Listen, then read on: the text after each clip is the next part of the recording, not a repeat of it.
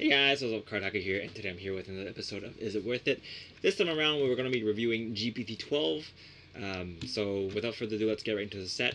Of course, again, we're going to be looking at the prices in Japan that are from UUT and Big Web, because these are the two main sites that I use, as well as the sites in Hong Kong use. Of course, this does not reflect the prices that's going to be in the US or the all the prices that you'll see if you're in Japan.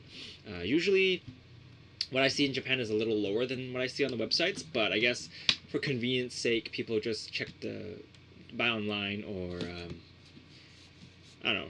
People in Hong Kong check the prices from Japan just because they're lazy. But recently, in Hong Kong at least, the prices do not fully reflect the prices in Japan anymore. It's actually a lot cheaper in Hong Kong. But it's a good rough estimate to see what everything is worth on these websites, and I do use it for reference sometimes. So anyway, without further ado, let's get right into that. Oh, actually, before we start, I want to give a huge shout out to Can You Say G and his blog. So recently I did an interview with him, or he did an interview with me, and it's up on the first part is up on his website now. You guys can check it out. I'll put the links in the description below. Also, I'll put the links for the UUT and Big Web down below too. But yeah, just go check out Can You Say G's blog, and also follow him on Twitter if you haven't. So anyway, let's get right into the set review. So first off, let's look at the SGRs and the SPs. So this time around, there are no SP packs. So the prices for the SPs are quite expensive. The cheapest one is oh, they changed it now.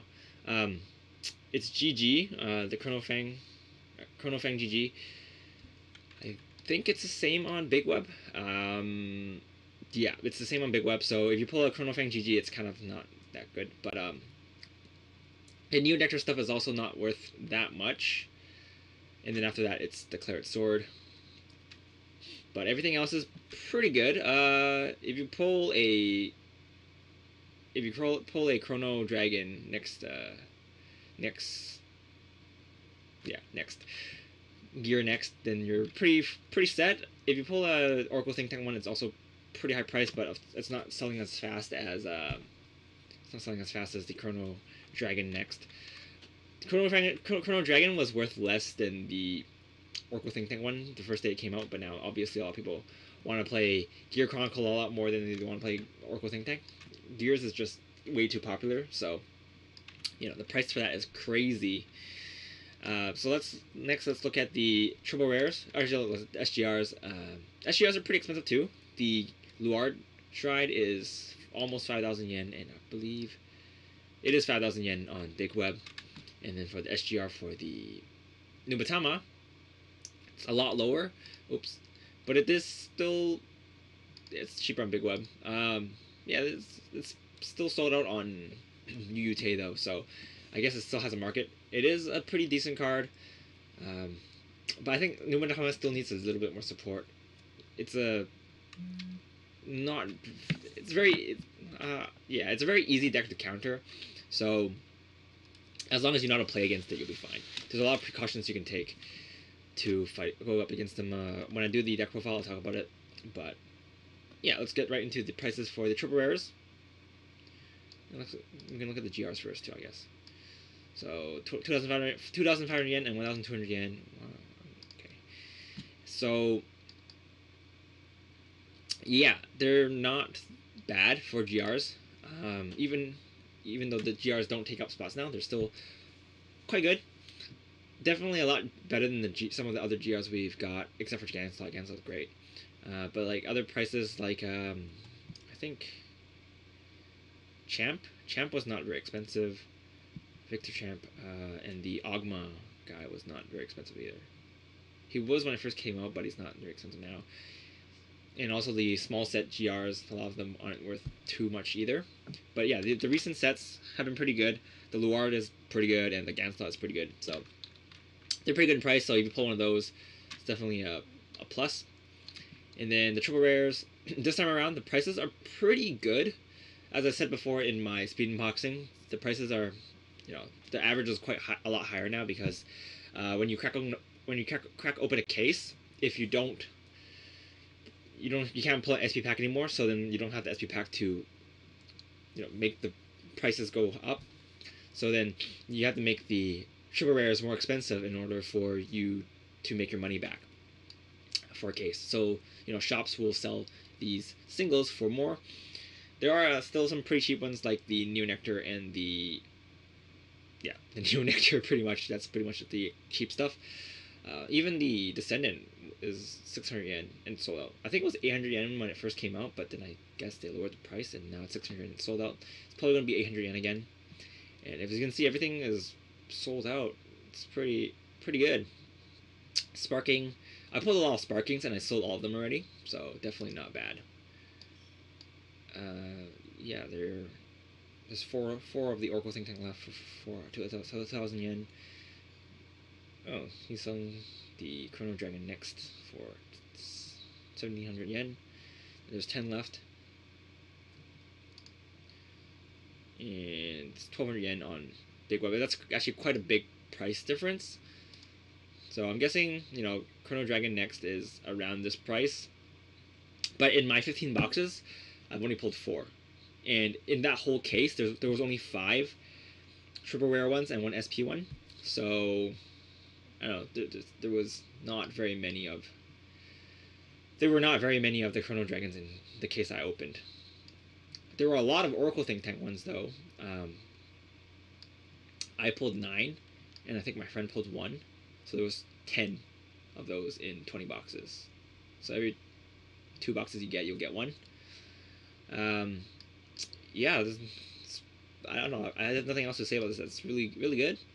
The double rares, they were a lot higher the first day it came out, but I guess there's just too many people opening it. But the Shadow Paladin, the notable double rares are the Shadow Paladin ones, and I guess the Narukami Perfect Guard. 600 yen for the grade 2, and then 400 yen each for the grade 3 sword and the Perfect Guard.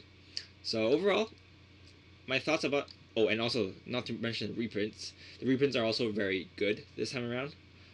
Even though this card is very new, they already got a reprint because I guess it is an upgrade from a double rare, so people want to get it instead of using a double rare. And Dragonic Vanquisher, I guess a lot of people missed out on it when it first came out, and so people are getting it now. I got my old Vanquishers for 100 yen each, so the reprint is more expensive than the old one, I guess. Actually, also back then when I got the Vanquishers, there's like no support for it, so I guess that's why it was so cheap. But yeah, overall, my thoughts on this set is that it's a very good set. Definitely worth opening boxes. Unless you're playing Neo Nectars, in which case I guess I'll just suggest you to buy singles because they're dirt cheap. Everything else, feel free to open boxes. It's a very solid set. Yeah, it's just a very solid set. There's not much to talk about. I guess this set and the previous set that came out, G-BT12, was also a pretty solid set. So I don't know. After the new packaging, Bushiroad really stepped their game up, and the decks are the cards they got are a lot better now. I mean, I shouldn't say that, but they were good before, but they're just it's just really good. So good on Bushiroad for making these new sets with pretty good cards, and being able to make the prices, and thanks to Japan for making the prices so stable and not dirt cheap like we got in some previous sets, like GBT. I like to say GBT10, the prices were pretty bad. The only thing that's worth anything else now is the owls, the Shadow Paladin owls. Actually, let's go check it out now.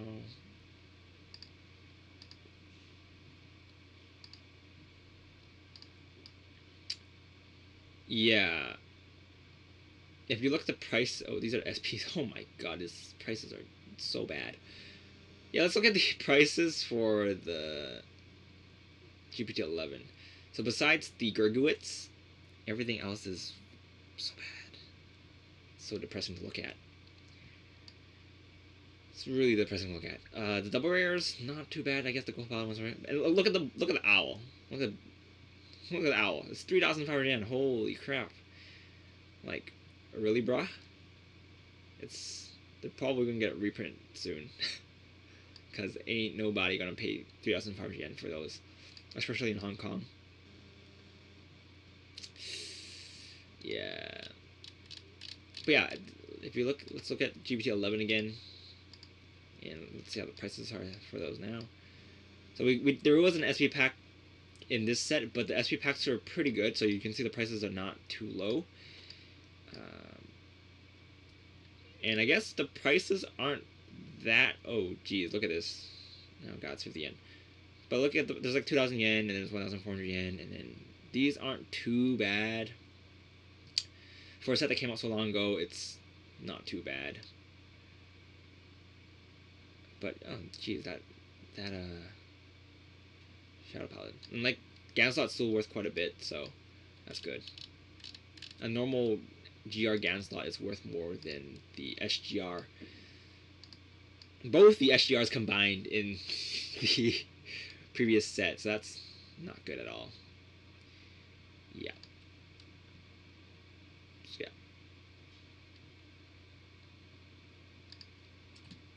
I don't know. Previous sets, it's pretty good. Look at the SPs. SPs have a pretty good price.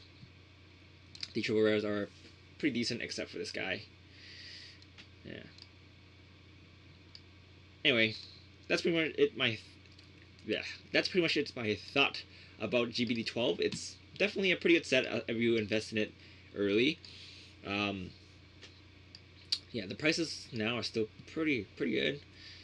There's only 3 cards in the set that are below 1,000. No, 4 cards in the set that are below 1,000 yen. Actually, I'm sure that the Battle Sister and the Descendant will be more than 600 yen when they restock. So, yeah. Yeah. Yeah, like they're, let's see. It's 1,200 yen. Oh, wow. That's really weird. Yeah, they're... Yeah, I expect the big web prices to be around this when they restock. So, yeah, if you look at it right now, there's only the new Nectar stuff is not worth that much, and then everything else is pretty solid, so it's a good investment. Anyway, I've been rambling for too long.